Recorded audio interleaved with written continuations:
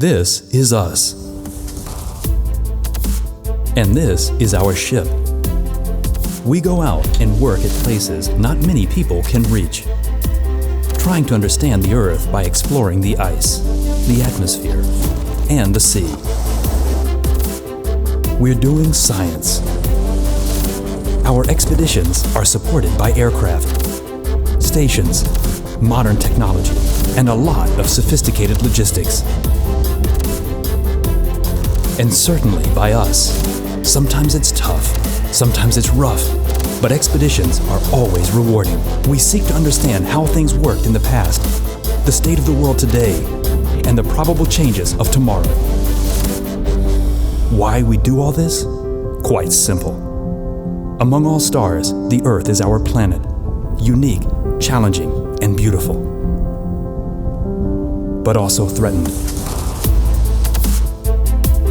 The Earth deserves all efforts, the best of our skills. Science can make a difference, as everybody can. It's just a matter to start. We set off to do what we as scientists can do. Provide our results, our knowledge, our passion. For healthy oceans, a lively world, and to combat climate change.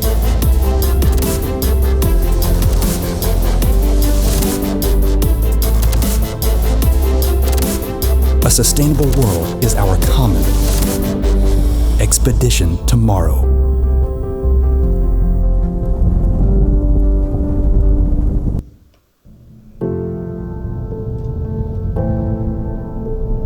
The Arctic. No other region on our planet is warming as rapidly. But how does the Arctic influence the global climate? It's the largest Arctic expedition in history with a common goal: to collect data over an entire year in order to help find the missing piece of the puzzle in climate research.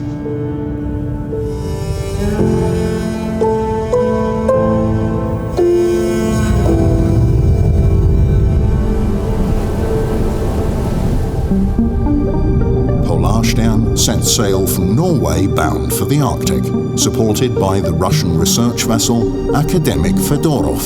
Her goal, to find a suitable ice flow. At 85 degrees north and 134 degrees east, Polarstern allows herself to become frozen in the ice, and the drift begins. It's a race against the oncoming polar night. The camp is set up in just 18 days. From now on, the interdisciplinary teams will collect valuable data every day. Storms and extreme temperatures make research challenging and alter the appearance of the flow. The constant worry on everyone's minds: will the flow remain stable? An international fleet supports the team on this extreme voyage. The first exchange of crew and supplies takes place in the middle of the polar night. Meanwhile, on some days, Polarstern drifts up to 25 kilometers. Once again, Kapitan Dranitsin sets off on a supply mission through the sea ice, which is delayed by difficult weather and ice conditions. A new record in the meantime. Never before has a research icebreaker sailed so close to the North Pole in winter.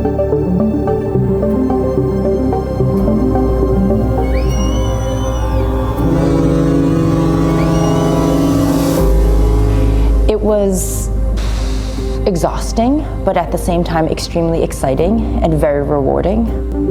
Those views are kind of the reward for all the hard work. You get these amazing vistas, looking back towards the ship or looking out towards the horizon. I mean, now of course we're moving in the ice and you have this noise when the ice cracks in front of the vessel. This is amazing. And I just had to remind myself actively that I'm actually standing on an ocean. Just seeing ice in those light conditions for the first time for myself was very, very beautiful.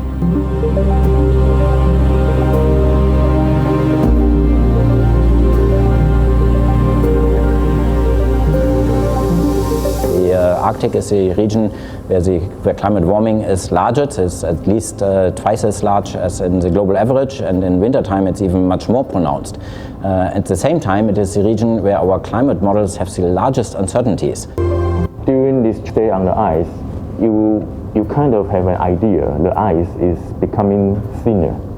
And so what we are doing is actually demonstrating how organisms will change and their distribution will change and activities will change with the loss of sea ice in the Arctic.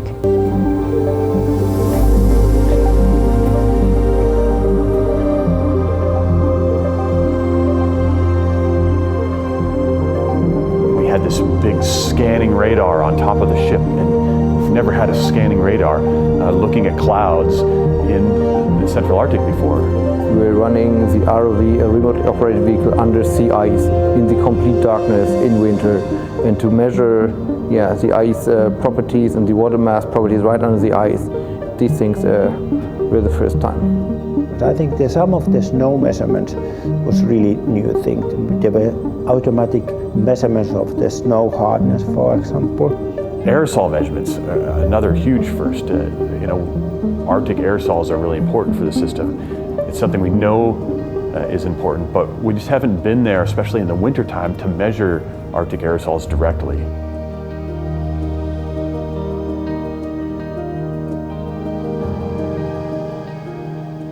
Especially in MOSAiC was that we have so extensive measurements. So we have so many of sensors so that we could have a so good spatial coverage and temporal coverage.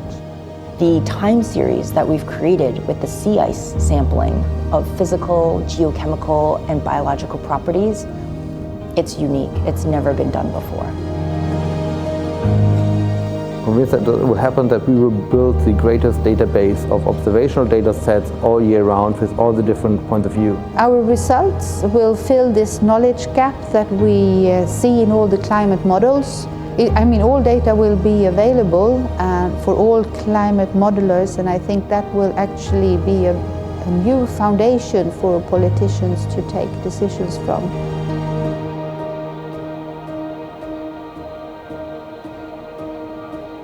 For the first time, we have been able to study the interactions between the major compartments of the Arctic climate system, between the atmosphere, the sea ice, the snow, the ocean, the ecosystem, and the biogeochemistry in so much detail. The data set that we bring back is so rich, it will keep us busy for years and years to come to fully exploit the things that we can learn from that data.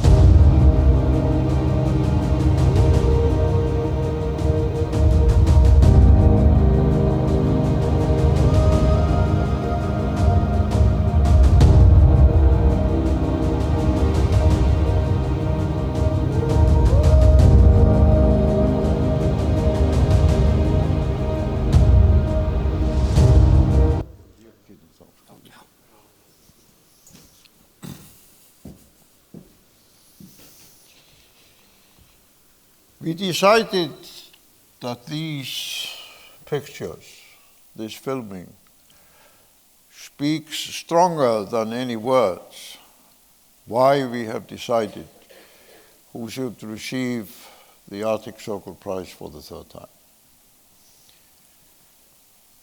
This is a science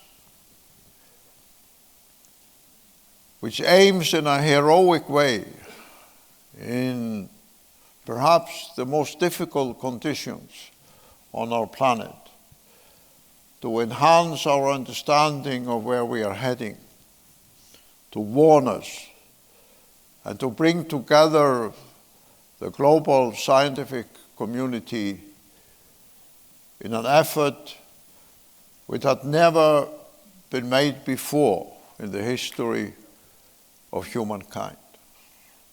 This was truly, like the moon landing, an extraordinary transformation of how we as a race can understand our future. It is also an unprecedented demonstration of the importance of science in global cooperation and decision-making. of how we can make the right choices and base our path forward on knowledge, on facts, on research. Led by the Europe's leading scientific institution, based on a historical legacy long before modern science had the technological capability to do what we saw on the screen, was being done recently. So our message here today, in our choice of the third recipient of the Arctic Circle Prize, is to underline that our common journey will not be successful unless it's guided by international scientific cooperation. Without it, we will not simply have a future on the planet. And imagine to be the first scientist in the history of the world to be in wintertime in the high Arctic. We somehow operate on the false assumption that we know everything.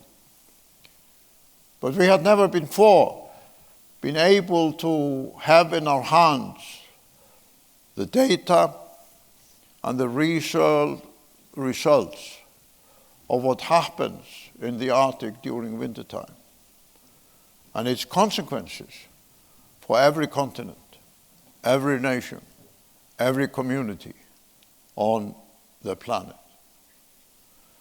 So in the same way as the moon landing expanded our discovery of the universe and transformed our vision, this expedition transformed our vision of our planet. So that is why the Arctic Circle decided to present the Alfred Wegener Institution and the MOSAiC expedition with the Arctic Circle Prize. And I will invite the director of the Alfred Wegener Institute and the leader of the MOSAiC expedition to come here on the stage and to receive the prize on behalf of all these people, all these scientists, all these participants in this extraordinary, historic, scientific journey. So it is my honor to present both of you with this document manifesting the prize in your hands, and let them give them a great applause.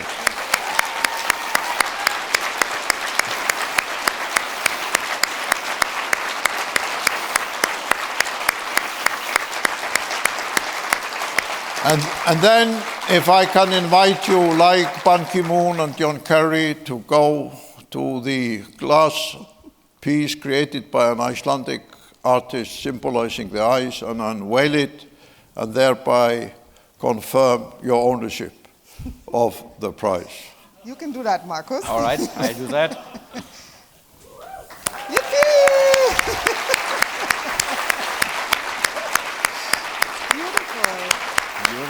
Piece of ice. And now I will invite both of you. Mr. Chairman, can I hug you because it's so fantastic? I just need to do that. Thank you. And now I will invite each of you to make a brief statement. Markus, please. Thank you very much. Dear Chairman, honorees, ladies and gentlemen, you probably noticed that I'm overwhelmed, and I'm deeply honored by the decision to award the Arctic Circle Prize to the MOSAiC expedition and to the Alfred Wegener Institute, represented here by our director, Antje Boetius. This means a lot to us, and I think it also means a lot for the Arctic. The Arctic really is the epicenter of climate change, and it needs all our attention here in the Nordic countries, but also worldwide. And the Arctic Circle Prize will help with that tremendously. It will help to make the dramatic changes in the Arctic more visible worldwide. It will help people to understand that we need to listen to the people of the Arctic much more than we have done in the past. And the Arctic Circle Prize will help Antje and me to act as strong voices for the Arctic in our communities further south. With the MOSAiC expedition, we have built on the experiences and achievements of those who came before us. And we are standing on the shoulders of these giants. There are many, too many to list here, but the most prominent are, of course, the great Norwegian pioneer of polar research, Fridtjof Nansen, with its Fram expedition, many multi-year Soviet and Russian drift stations on the ice, the year-long drift expeditions of Shiba and Tara, and many shorter Central Arctic expeditions like N-Ice, Transarctica, and many more. And now I am here on the stage, and I must say it feels a bit strange. Nothing of what we achieved in MOSAiC would have been possible without our team, and I really accept this award on behalf of everybody in MOSAiC. And we are so many, we would not even fit on the stage, although it's a big stage here. Therefore, I think we can't be all on the stage here, but let's at least bring everybody to the screen again. You can see our teams here.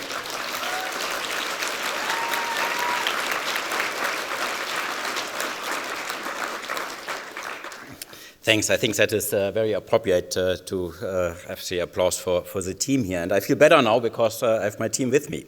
MOSAiC, above all, was a team effort and a team success. 450 people with 37 different nationalities have worked together in the Central Arctic as members of the expedition team. So many more have supported us from land as crew members on our partner vessels or during varying stages during the preparations of the expedition. There are so many, I can't list them all, but allow me to mention at least a few.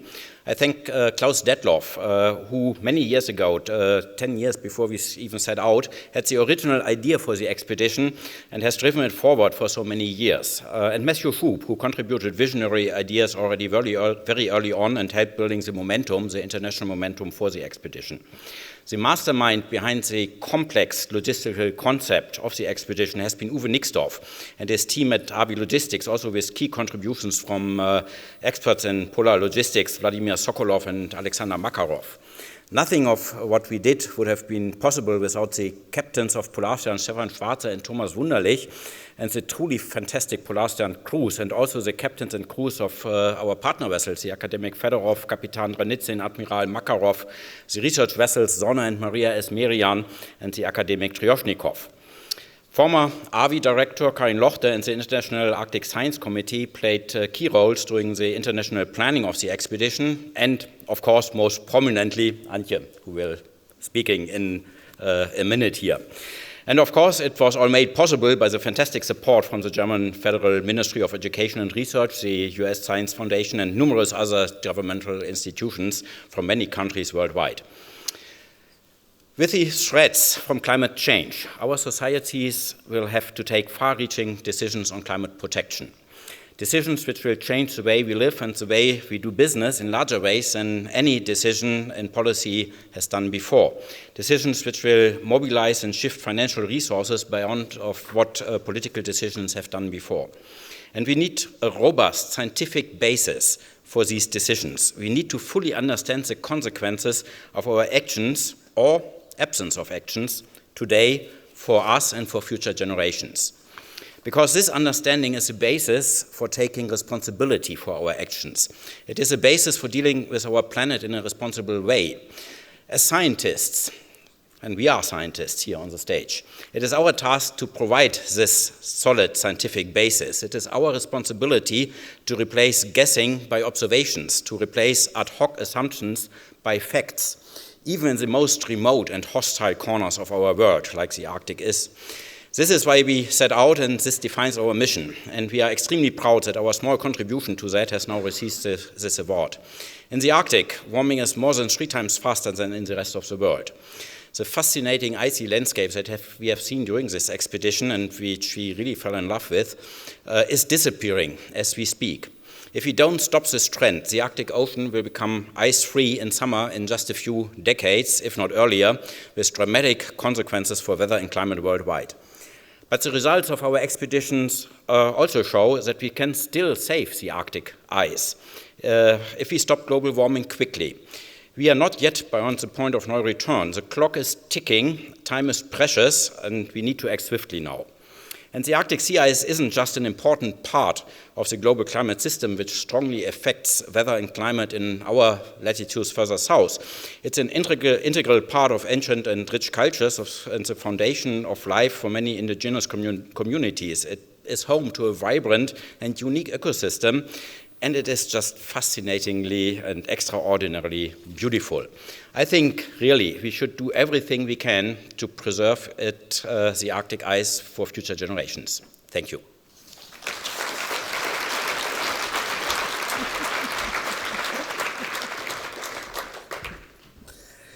Well, allow me also a few words. Thank you very much, and thank you very much, Chairman Mr. Grimson. Thank you to all of you who are here and maybe have this moment of goosebumps that you can share with us for a prize that has been given before to such important global leaders such as Ban Ki-moon and John Kerry, and now to science. And of course, we understand, as Markus said, that in these times it's a fantastic sign for all of the scientists who are here, the scientists who are out there and who represent, in a way, with their research, the work, the understanding of the Arctic natural world, social world, and technological world. May I ask how many scientists are in the room? Can they lift the arms? Quite some. So that prize is for you too. We've heard at this Arctic Circle conference and at other Arctic Circle conferences before what the role of science is. In a way, we present human culture at its best, because in our attempt to understand what is there amongst us, around us, we have made the foundation for a cultural system that we can share with practically all people. And so to understand that science has itself assumed the role of global leadership, just if you remember what science does for the Climate Council, for the Biodiversity Conference that we'll have this year, when you think about where science is in your everyday life, it is important to understand that science in itself, although it is warning, showing risks, it is also part of the solution. I said that before. I find that so important. We've had this afternoon of amazing exchanges, and last but not least, also the discussion of the threat of war. At these times where we should all stand together to save us on our planet, I find it a fantastic sign, and I thank the Arctic Circle Conference so much for sharing this prize with us. The hardest bit of that prize was, of course, to receive that call one day of Chairman Grimson, and then be forced not to jump around, scream, and tell all friends and families, but to stay silent and wait for this moment of surprise that we now all share together. And of course, it's a great pleasure. But once more, understand that none of this is done alone by the Alfred Wegener Institute or just the MOSAiC expedition. I find them fantastic signs of what we should do all together, really. To see that ship, Polarstern, over 40 years old, a home of so many diverse and different people. You've seen them speaking.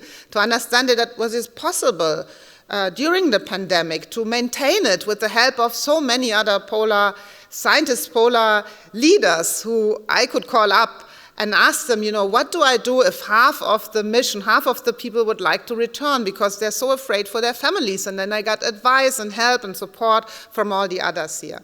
So that's why, again, Markus and I would like to thank you for sticking together, for helping us, each other, with all of the great challenges we have ahead of us. And I think that moment, that feeling of unity and achieving together, having a mission that we can fulfill, that can combine so many cultures, so many people, that is really a sign that we can be solutions as humans. We can fix the problems we're in. And with that, I would like to thank you once more and wish you a great evening, and we hope very much that you will celebrate with us, because that's what we're going to do in a moment after one more speech, and so let me end by thanking once more really sincerely our Ministry for Research and Education, because in the middle of the expedition, money was running out. And so that's when you need friends who have deep pockets. And so I hope they see that if they help, they will be rewarded. And so we are sure we will need more help from them. And so thanks to the funding agencies who are sitting here, the funders who are sitting here. And never forget that the help you give will just produce great achievements. Thank you very much. Thank you very much indeed. Thank you very much indeed.